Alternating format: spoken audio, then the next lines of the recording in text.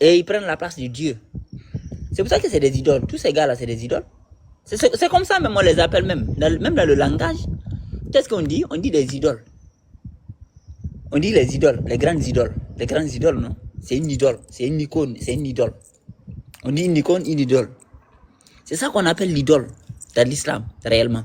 C'est pas les statues que vous faites là. Non, non, non. C'est ça qu'on appelle les vraies idoles. Parce que ceux-là, leur façon de s'habiller, vous habillez comme ça. Leur façon de parler, même vous essayez de parler comme eux. Leur façon de... tout ce qu'ils font, vous essayez de copier comment ils font. C'est ça qu'on appelle une idole. Et c'est ça les vraies idoles. Et c'est eux là que Allah va avoir un gros problème avec eux à la fin. Parce que voilà, le dernier combat c'est contre ces chances là. Vous voyez non? Parce que c'est eux qui ont pris la place de Dieu. C'est eux qui ont pris la place de Dieu. Hein. C'est des idoles. Voilà. Maintenant, Allah c'est ceux-là, il va les... Mais il faut que nous-mêmes on se déconnecte d'eux. Parce que c'est eux qui nous ont égarés. Parce que quand vous regardez tous les mauvais... C'est ce que j'ai dit dans l'autre vidéo. Tous les mauvais trucs que vous voyez dans le monde là. Hein? Regardez bien, ça vient de où et ça vient de qui? Vous allez voir que ça vient des gars là. Tous les mauvais trucs qu'on fait dans le monde là, ça vient des gars là. C'est eux qui ont chanté, il faut faire braquage. C'est eux qui ont chanté, une fille, il faut vendre le piment, il faut vendre ta quéquette. C'est eux qui ont chanté ça. C'est eux qui ont chanté que pas de mariage. C'est eux qui ont chanté que pas de vie de famille. C'est eux qui ont chanté que, c'est-à-dire qu'il faut être, voilà, tu fais comme tu veux. C'est eux qui ont chanté qu'il faut pas travailler. Faut être là, tu filmes des machins et puis tu fous rien.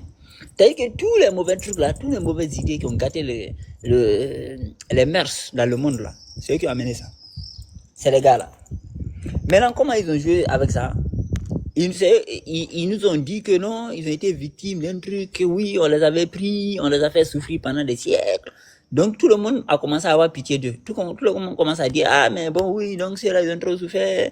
Et puis ils ont inventé un truc qu'ils sont venus d'Afrique. Que toutes les ethnies d'Afrique sont dedans. Ils ont inventé un truc qu'ils sont venus d'Afrique. Que toutes les ethnies d'Afrique sont dedans. Parce que eux, et puis les gars qui ont envahi l'Afrique là, les Noirs caucasiens là, c'est la même équipe. Ils ont les mêmes comportements aussi. Même en Afrique, ils vendent le piment. Les go noirs, elles vendent le piment. Elles vendent le piment, ils font les braquages, ils font les bandits. C'est-à-dire qu'ils sont comme ça, ils sont la même chose. Ils n'aiment pas travailler, ils font les escroqueries, les banditismes. C'est la même chose. Lui, là, il a chanté Candy Shop. La maison où on vend le piment, la maison du piment. Candy Shop. Je ne sais pas si vous vous en souvenez. Moi-même, j'écoutais ça en boucle. Candy Shop. Il a chanté P.I.M.P. P.I.M.P, c'est le gars qui surveille les vendeuses de piment. Le gars qui gère les vendeuses de piment. C'est ça qu'on appelle un pimp. Un P.I.M.P. Il a chanté ça. Lui, là, il a chanté qu'il faut faire les braquages. Il faut faire un voyou. Un gars qui est drogué, machin. Vous voyez, non? Tous. Maintenant, ils ont inventé cette histoire qu'ils ont été victimes, machin, machin. Donc, pour que tout le monde te dise, ah bon, les gars là, donc tout le monde ait pitié d'eux, genre en mode, les prendre en compassion. Donc, tout le monde a commencé à dire, bon, nous et puis eux, voilà. Parce qu'en fait, notre nature, nous, on est toujours avec les victimes. Ouais, non? C'est comme ça là qu'ils ont manipulé. Parce qu'ils savent que dans notre nature, nous, on est toujours avec les victimes. Mais aujourd'hui, quand on regarde, on se rend compte que tous ceux-là, ils sont embourbés dans les dossiers pas catholiques du tout. Voilà. Lui là, c'est lui qui a vendu, c'est lui qui a chanté Dirty Diana. Dans les années 90, où tout le monde était sérieux, il a chanté les Dirty Diana, machin. Et lui-même, il symbolise ce monde-là.